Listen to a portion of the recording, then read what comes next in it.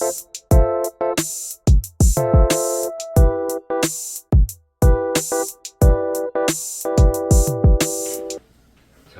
오늘은 예수님에 대한 성경 예언의 성취라는 제목으로 우리 성경 공부를 진행하도록 하겠습니다. 성경학자 플로이드 해밀턴이라고 하는 분이 기독교 신앙이라는 기초라는 책에서 구약 성경에 있는 메시아에 대한 예언이 예수님에게서 정확하게 성취가 됐다 하는 성경 구절을 300가지 이상을 이렇게 제시했어요. 332가지나 된다. 존 발튼 페인이라고 하는 분은 성경 백과사전, 예언 백과사전이라는 책을 썼어요. 엔사이클로피디아. 성경 비블리컬 프로피시라고 했는데 139개. 여기 제가 잘못 적었네. 191개라고 그러는데 139개 성경 구절을 이번은 아주 직접 이렇게 논란이 없고 이 성경 구절은 정확하게 예수님을 가리키는 메시아를 가리키는 거다. 이분이 인용을 한 얘기가 있는데요. 수학자 피터 스토너라고 하는 유명한 수학자의 말을 인용하면서 다음에 이제 보여드리겠습니다만 8가지 예언이 한 사람에게 일어나려면 확률이 얼마큼 되냐 그랬더니 10의 17승분지 1에 해당한다. 10에다 동그라미를 17개를 붙여야 하고 그 분지 1 엄청나죠? 숫자 셀 수도 없는데 그게 얼만큼 큰 숫자냐면은 동전을 하나로 생각할 경우 10에 17승계를 하면은 텍사스 주를 전부 다 이렇게 아스팔트처럼 덮어가지고 60cm를 이렇게 덮을 수 있는 정도로. 근데 그 텍사스 주가 우리나라보다 한 3배 정도 넓은 땅덩어리. 이게 굉장히 큰 숫자라는 걸 알겠죠? 네.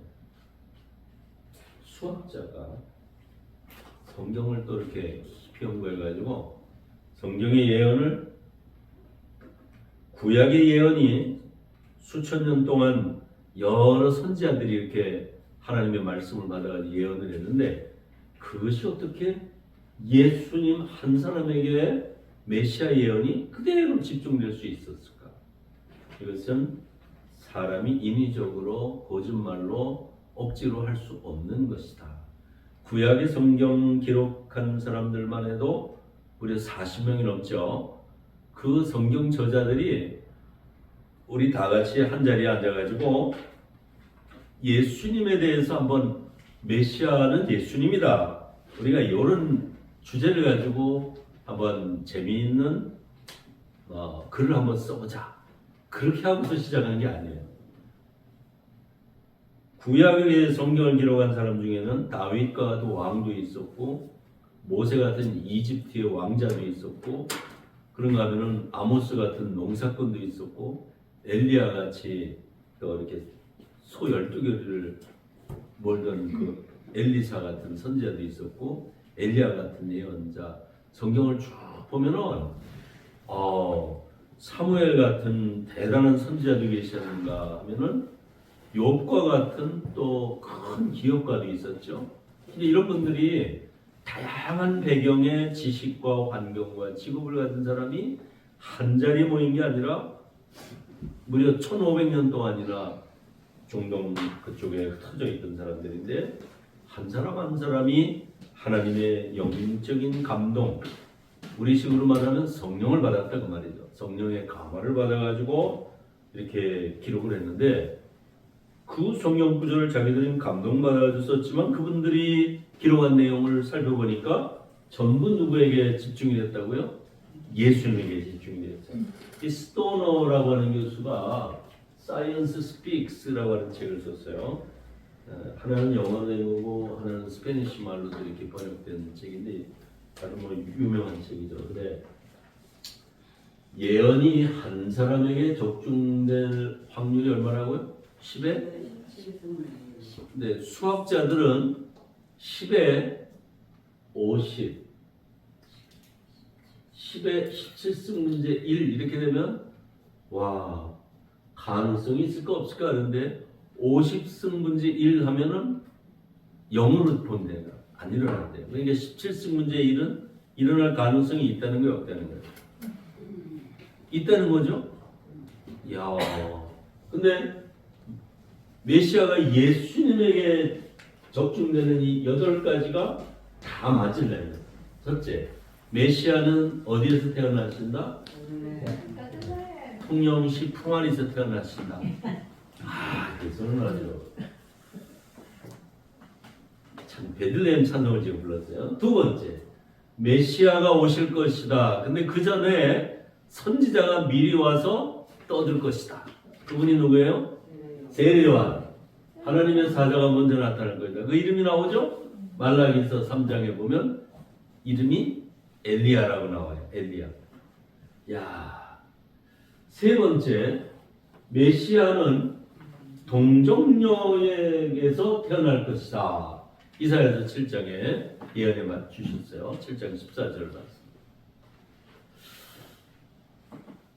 동정녀는 결혼하지 않은 젊은 여자, 처녀를 말해요. 네 번째, 다 같이 읽어볼까요? 메시아는 나귀의 새끼를 타고 예루살렘에 입성할 것이다. 이게 또 말이 왜 안 되냐면 나귀는 자기 등에 태우는 걸 아주 싫어한대요. 그래서 나귀를 훈련시키려면 아예 그냥 새끼 때부터 등에다 짐을 올려가지고 잠잘 때도 한 짐 짊어지고 자게 한대요. 그래야 사람이 올라타도 어려서부터 뭐 올려놔야 이제 편안해지는 스타일로 훈련시켜야 된대요. 근데 나귀 새끼는 올려놓으면 난리를 쳐가지고 짐이 다 떨어지는데 사람이 타면 안 되는 거죠. 크게 다칠 위험이 있죠. 근데 누가 탔어요 지금? 예수님이 탔어요. 그래서 저것이 나귀가 뭔가 정신병에 걸렸나? 왜 가만히 있지? 나귀가 잡아 흔들어가지고 예수님을 내동댕이 쳐야 되는데 어린 나귀가 조용히 순종을 했다. 우리들 같이 성질 나쁜 사람들 하나님 앞에 복종하는 건 다 같이 합시다. 내 마음이 아니다. 하나님이 나한테 오셔야 된다. 믿습니까? 네, 그래서 우리가 기도하는 거예요. 나에게는 기도도 안 했을 텐데 벌써 하나님의 아들 예수님인 거 알고, 그죠? 구약에도 그런 낙이 있었죠. 발람 선지자가 이스라엘 백성들 저주하러 가니까 나귀가 말을 안 듣는 거야. 이놈의 나귀 말이야, 내가 칼이 있으면 목을 댕강 잘라버리겠다 했더니 나귀가 뭐라고 말을 했어요. 주인님, 내가 언제 한 번이나 불순종하다니까. 그래가지고 그 나귀가 말을 하는 거 보니까 선지자가 더 놀래버렸지. 세상에 이 나귀가 말을 하다니. 그때 하나님이 어리석은 선지자 하나님의 종인데 눈을 뜨게 해주셨어요. 꼭 기억하세요. 눈을 떴는데 보지 못하는 사람이 있어. 하나님의 천사가 칼을 들고 이렇게 죽이려고 하고 있는데 세상에 뇌물 들고 뇌물 받고 저주하러 가던 선지자는 칼 들고 있는 선지자를 못 본 거야. 그런데 동물 나귀는 봤죠. 이 예수님을 태웠던 나귀 새끼도 그만큼 영적인 세계는 하나님이 보여주시면 보게 될 줄로 믿습니다. 네. 그 다음에 자 5절 메시아는 메시아에게 누구에게? 친구에게 배신을 당할 것이다. 누구였죠? 유다. 보통 유다가 아니고 가룟 사람, 가룟이라고 하는 동네에 가려졌어. 그러니까 하나님이 안 보이나 봐. 가룟 유다.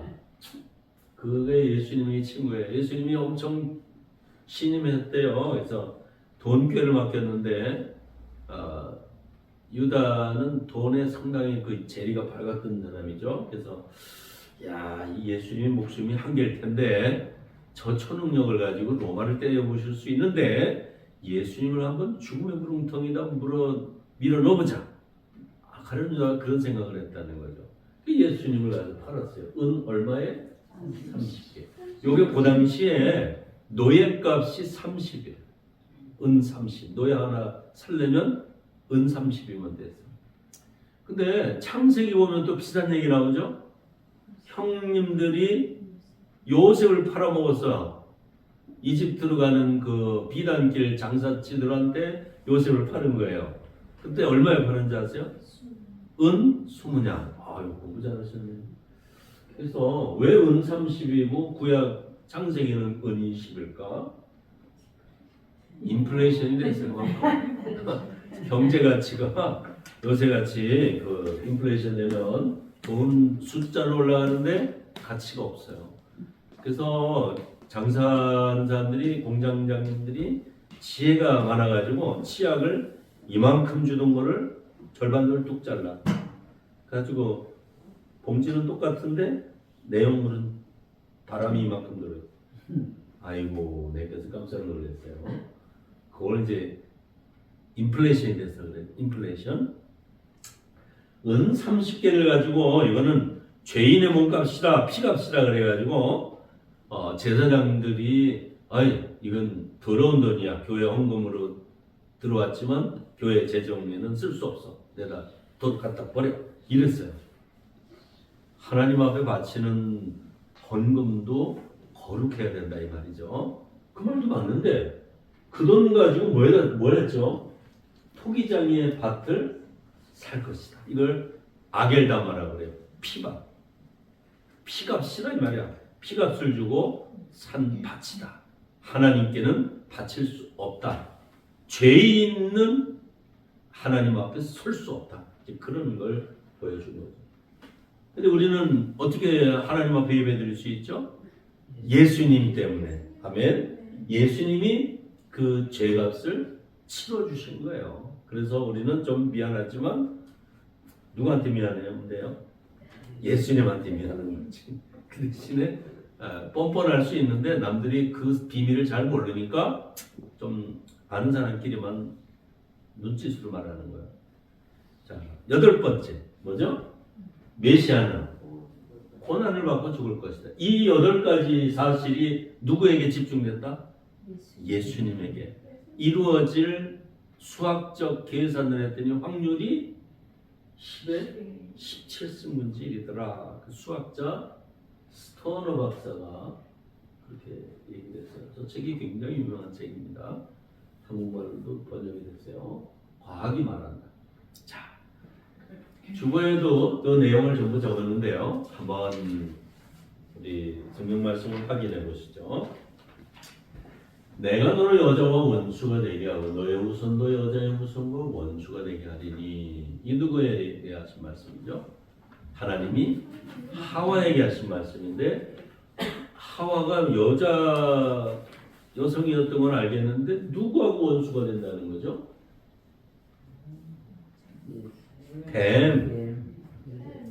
뱀의 후손 사탄에게 머리를 상하게 할 거라. 사탄의 머리를 상하게 하고 사탄이는 어떻게 하고? 발뒤꿈치를 물고. 그러니까 신발 가죽 신으로 장화 같은 걸 신고 다녀요. 그렇죠? 뱀이 와서 문다니까. 인생살이가 힘든 거예요. 누가 물어서? 여기저기 뱀이 드글거리는 거지. 발 조심해야 돼요. 내 발이 서는 곳에 하나님의 평안이 있기를 우리 사도 바울이 축복한 것처럼 우리에게 평안의 발걸음이 되시기를 주의 이름으로 축원합니다. 누구 만나러 가는데 싸우러 가고 말이야. 뭐 이러면 되겠어요? 안 되겠죠. 내가 찾아갔을 때 부담스러운 사람이 되면 안 되겠죠. 내가 찾아갔을 때 웰컴, 반가워야 하는 사람. 아유, 저 사람 왜 왔지? 돈 끌어온 거 아닐까? 뭐 이렇게 생각하면 인간관계가 깨져버리는 거야. 아유, 저 사람 왜 왔지? 나한테 죽이려고 오는 거 아닐까? 싸우자고 온 거 아닐까? 내가 뭐 잘못했나? 이런 관계가 되면은 아이고, 사탄이가 중간에 개입했다는 걸 그때 딱 깨달으시면 됩니다. 자, 어떻게 해결되죠? 갈라디아서 4장 4절. 갈사사 이렇게 외우면 되죠. 사사시버려. 때가 참에 하나님이 그 아들을 보내사 누구에게 나게 하시고 여자에게 나게 하시고 예언이 성취됐죠? 창세기 3장 15절. 요거를 오리지널 가스펠이라고 그래. 옛날 원복음. 다 같이 해봅시다. 원복음. 이쯤 되면 신학대학원 간 거야. 몰라도 되는 얘기를 하는 거예요. 그런데 들리거든. 뉴스나 책이나 누군가 얘기할 때 오리지널 가스펠이라고 그래요. 최초의 구약의 복음이에요. 여자의 후손. 여자는 아이를 출산하지, 아이는 교회를 상징하지, 교회는 예수님의 몸이지, 예수님의 몸이 어떻게 남자인데 여자가 될 수 있는가? 교회는 여성 명사를 받아요. 철치는 남성 명사가 아니에요. 여성 명사가 되는데 왜 그러냐면 교회에서 새로운 영혼이 구원받는 거죠. 새 아기가 태어나죠. 성탄절에 예수님이 아기 모습으로 오셨죠. 바로 그래서 여자와 원수가 되게 한다는 말은 교회와 원수가 된다는 거예요. 우리 풍학교에 여기 세워질 때 동네 사람들이 막 돌 던지고 유리 깨고 뭐 길을 가로막고 차가 못 들어오게 하고 이랬었대요. 40년 전 얘기죠. 지금은 그래도 교회 좋아하는지는 잘 모르겠지만 그렇게 노골적으로 미워하진 않죠. 시대가 바꿔졌고 또 깨고 또 반대파 사람들도 이제 많이 이제 기운이 닿으셔가지고 노골적으로 반대를 못해. 사회법도 함부로 반대 못하게 되어 있고 우리에게 전도하기 좋은 상황이 됐는데 전도 열매가 잘 안 맺히는 것은 구원하시기로 작정한 사람이 누굴까? 그 다음에 어느 때일까? 이 두 가지가 우리는 알려진 게 없어. 그래서 다 같이 합시다. 때를 얻든지 못 얻든지. 우리에게 저 사람 영혼을 구원받았을까? 거기에만 관심 가지세요. 알았죠? 그러면 하나님이 주신 여자의 우선 이 복음을 정확하게 깨닫는 분이 되는 거예요. 자, 처녀에게 나신다는 거 이름이 뭐였죠? 임마누엘. 어디에 태어나죠? 성령으로 잉태됐어요. 이거를 요즘 과학자들이 다 밝혀냈어요. 한 몸뚱이에 자웅동체라 그래가지고 남자도 있고 여자도 있는 몸은 하나인 동물이 있어요. 뭔지 알아요? 고현중학교 그런 거 안 가르치나? 쥐렁이? 탈퇴미. 이야, 그러고 보니까 요즘에는요, 이런 세포 하나만 뜯어가지고도 똑같이 사람도 복제해낼 수 있는 시대가 됐잖아요. 하나님이 처녀의 몸에서 임마누엘 하나님의 아들을 낳게 하신다는 건 사람은 알지 못해도 하나님은 하실 수 있다. 아멘. 바로 이것을 믿는 겁니다. 그것도 못하면 무슨 하나님이야. 그런 하나님 뭐랍니다. 그렇죠? 그러니까 하나님이시니까 할 수 있다. 그게 차원이 다른 얘기입니다. 그 다음 이분이 하나님의 아들로 불리는데 너는 내 아들이라 내가 오늘 너를 낳았다. 이렇게 말씀하셨어요. 마태복음 3장 17절 다 같이 읽어볼까요? 하늘에서 소리가 나서 이르되 이는 내 사랑하는 아들이요 내 기뻐하는 자라 하시니라. 이 내용은 우리 권사님이 참 철저하게 아셔야 될 말씀이에요. 왜? 삼위일체를 나타내는 성경 구절이면서 성부, 성자, 성령이 동시에 나타났던 유일한 성경 구절이니까 10개도 아니고 단 한 개밖에 없습니다. 하늘에서 뭐가 나서? 누구의 소리일까요? 천둥소리일까요? 말이 들렸죠? 하나님의 말씀. 이 말씀은 창세기 1장 1절에 태초의 말씀이 그죠? 천지를 창조하신 가라사대 말씀이고 요한복음 1장 1절에 태초의 말씀이 계시는 이 말씀이 하나님과 함께 계셨으니 이 말씀이 곧 하나님이시니라. 주님이 말씀하시고 뭐라고 말했냐? 내 사랑 아들이요 내 기뻐하는 자. 그때 하늘이 열리더니 하늘에서는 무엇이 내리고요? 성령이 비둘기 같은 성령이 내리시고 예수님은 요단강에서 세례받고 올라오시는 상황이었어요.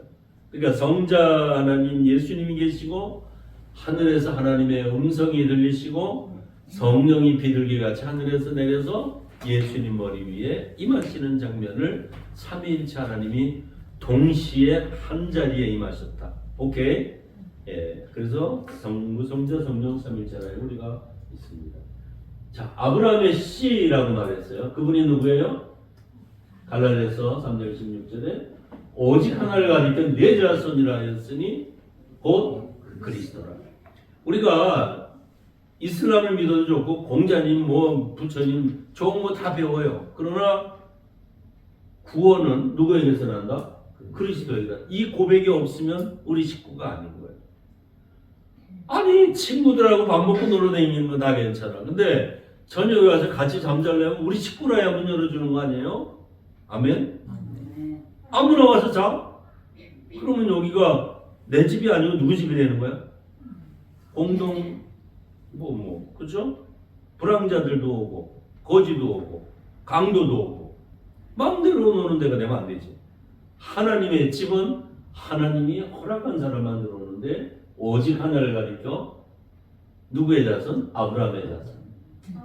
아브라함의 씨입니다. 그래서 이 씨의 비유를 저희 부선치는 뭐 7가지 비유로 설교하시고 그랬는데 아브라함의 씨, 예수 씨, 우리 한국 사람들이 꼭 이렇게 불러요. 성모 씨, 철수 씨. 이야, 성경에서 배운 거야. 이렇게 씨라고 붙이는 한국 사람만 그래. 특별하죠? 안인정 씨 알아들었어요? 누구의 씨를 해야 된다?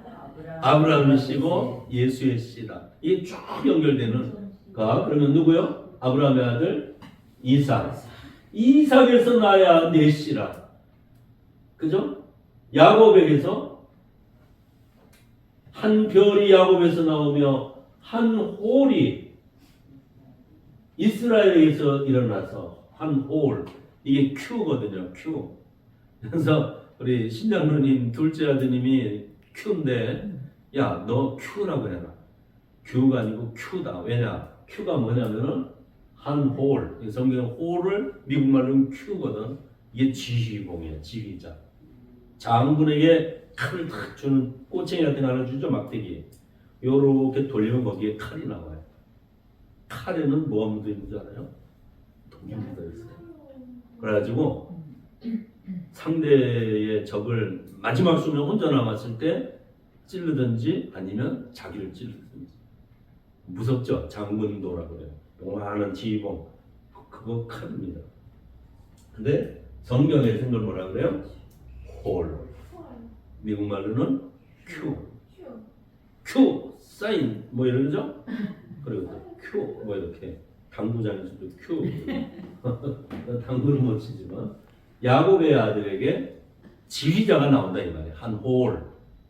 그래서 에스더가 왕에게 이렇게 나아갈 때 왕이 홀을 내밀면 홀 끝을 붙잡으면 살고 홀을 안 내밀면 왕비랄지라도 왕이 부르시라는데 나타나서 쳐버려. 이게 메소포타미아 법이었어요. 그 홀이 굉장히 중요하죠. 우리가 태양한테 가면 살아요, 죽어요? 태양한테 가면 죽어요. 너무 뜨거워서. 태양이 우리한테 왔을 때는 좀 덥긴 해도 괜찮죠? 안 죽죠? 하나님이 우리에게 은혜의 빛을 필요한 만큼 주시는 거지. 내가 하나님을 요리하겠다. 이거 참 잘못된 겁니다. 7번.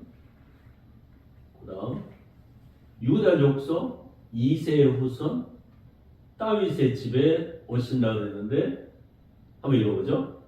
홀이 유다를 떠나지 않냐면 지미의 지팡이가 그 발 사이에 떠나지 않냐. 실로가 오시기까지. 실로는 메시아를 상징하는데요. 실로에 뭐가 있었죠? 성막이 있었습니다.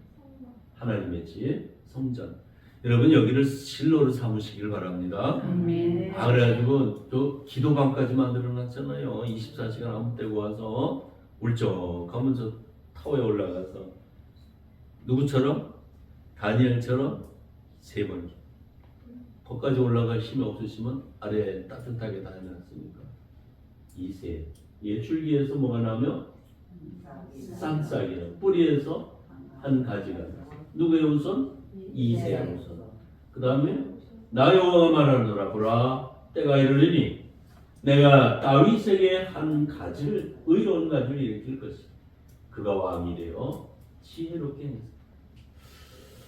세상에서 공평과 정의를 행할 것이다.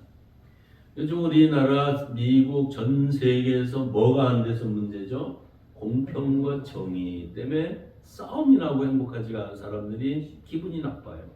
공정하지 않다는 거지.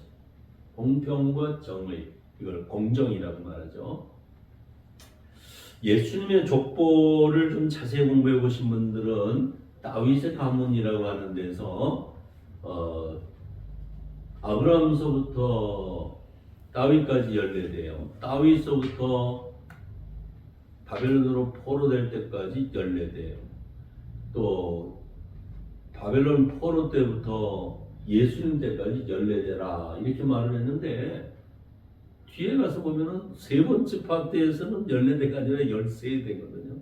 이게 어떻게 된 거야? 연구해 보니까 학자들이 두 가지를 얘기를 해요. 하나는 다우바우 다렛이라고 하는 다렛바우 다렛, 이게 다윗의 이름의 그 히브리어 글자로 DWD예요. 다비드, 다윗 그렇게 말하죠. 이것이 A는 1, B는 2, C는 3 이런 식으로 알파벳, 히브리 알파벳을 조합을 하면 이 합쳐놓으면 뭐가 나온다? 14가 나와요. 아달랴라고 하는 그 여자 왕이 그 왜 바알신 섬기고 아세라 섬기고 그러던 왕이 있었죠. 그 왕의 후손 가운데 연거포 왕 셋이 있었는데 다 바알신에 아주 쑥 빠졌던 우상 숭배하던 임금들이에요. 그래가지고 아마 다윗 이 마태가 그 세 왕을 아주 진절진하게 싫어했던 모양이다. 그래가지고 성경의 족보에서 빼버렸어요.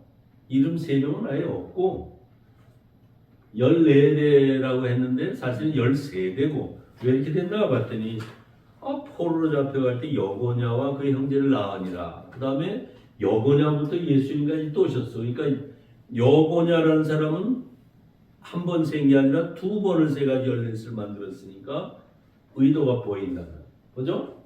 다우바우 다렛, 다렛바우 다렛, 다윗이라고 하는 이름에 14에 맞추려고 그랬나 보다. 이렇게 성경학자들이 추론을 하니까 하늘나라 가면 누구한테 꼭 물어봅시다. 하늘나라 가서 물어봐야 될 거 꽤 많죠. 이거 믿어가지고 구원받는 건 아닌데 이런 문제가 있구나. 그래서 성경에서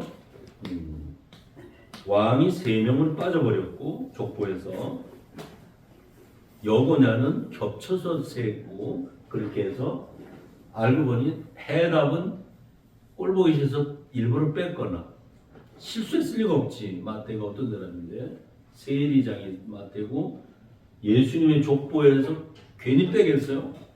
남의 족보 함부로 안 건드릴 텐데 또 오늘 왕손인데 근데 14대 14대 14대 14을 숫자를 잘못 썼으니까 수억쯤 됐다면 뭐 숫자가 다 틀릴 수 있지만 14, 14, 13 이래야 맞는데 14, 14, 14를 반복한 걸 보니까 다윗의 후손이라는 걸 예수님이 다윗의 가문에 오셨다는 걸 강조하고 싶었구나 이렇게 생각을 하는 겁니다.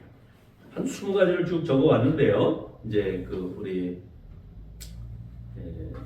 인터넷으로 올려드리고 주보에 있는 거 틈틈이 한번 비교하시면서 성경 공부 하나하나 깊이 있게 들어가 보시기를 바랍니다.